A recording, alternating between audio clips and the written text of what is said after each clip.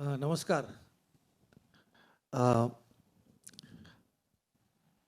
अंगावरचा शहारा कधीच खोटं बोलत नाही. कारण शहारा कधीच पैसा देऊन येत नाही. शहारा येतो भावनेनं.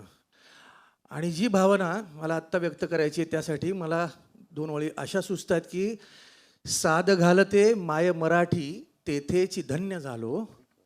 साद घालते माय मराठी तेथेची धन्य झालो. गतजन्मीचे पुण्य म्हणून महाराष्ट्र देशी जन्म आलो. तर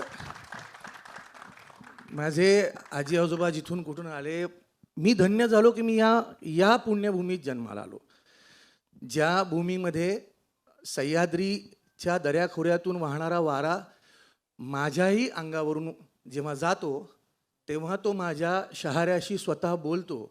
आणि त्या वाऱ्यामध्ये माझ्या छत्रपतींची, आपल्या छत्रपतींची गाथा आहे. आता ती अशी गाथा आहे की एक काय 100 चित्रपट निघाले तरीसुद्धा ती कोणी सामावू शकत नाही. परंतु हे इतकं मोठं शिवधनुष्य हे पेलत असताना भाऊंनी फोन केला आणि सुदैवाने एक कोणीतरी म्हणजे एक अभिनेता, ज्येष्ठ अभिनेते असणार होते. परंतु काहीतरी प्रॉब्लेम आहे. भाऊ म्हणले की असं असं आहे, तुम्ही येता का?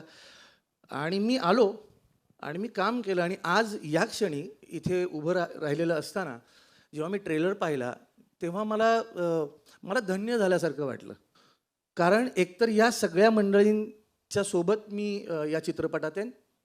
त्या व्यतिरिक्त आपण म्हणू ना की जिथे पृथ्वी स्वतः थाळ बनून उभी आहे आणि सूर्यचंद्र त्या तेजाची आरती गात आहेत, त्या आरतीतलं एक छोटंसं फूल, एक छोटंसं, शेवटी त्याचं निर्माल्य झालं तरी ते माझ्या देवाच्या चरणी, ते माझ्या राजाच्या चरणी जर अर्पण करता आलं तर किती सुंदर गोष्ट आहे. या कारकीर्द नट असणं आणि अभिनेता असणं हे सगळं एकीकडे, आणि अशा चित्रपटाचा राजाच्या, आपल्या छत्रपतींचा इतिहास सांगताना त्याचा एक छोटासा भाग होणं हे अत्यंत महत्त्वाचं आहे. आणि ते भाग्य माझ्या नशिबी आलं. यासाठी मी रोहन मापुसकर याचे कास्टिंग डिरेक्टर, याचे लेखक प्राजक्त देशमुख, ज्यांचे शब्द मी बोललो आहे, आणि रितेश भाऊ आणि जनिलिया वहिनी, मी तुमचे आभार व्यक्त करतो की मला तुम्ही निवडलं यासाठी.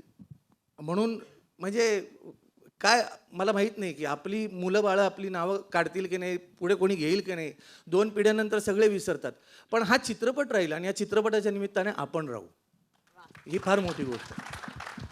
It will be a pleasure watching you on big screen. Jitendra, पुन्हा एकदा खूप खूप थँक्यू, इतकं भरभरून मनातलं बोललास. अशाच मराठी अपडेटसाठी आमचं चॅनल व्हायरल मराठीला सबस्क्राईब नक्की करा.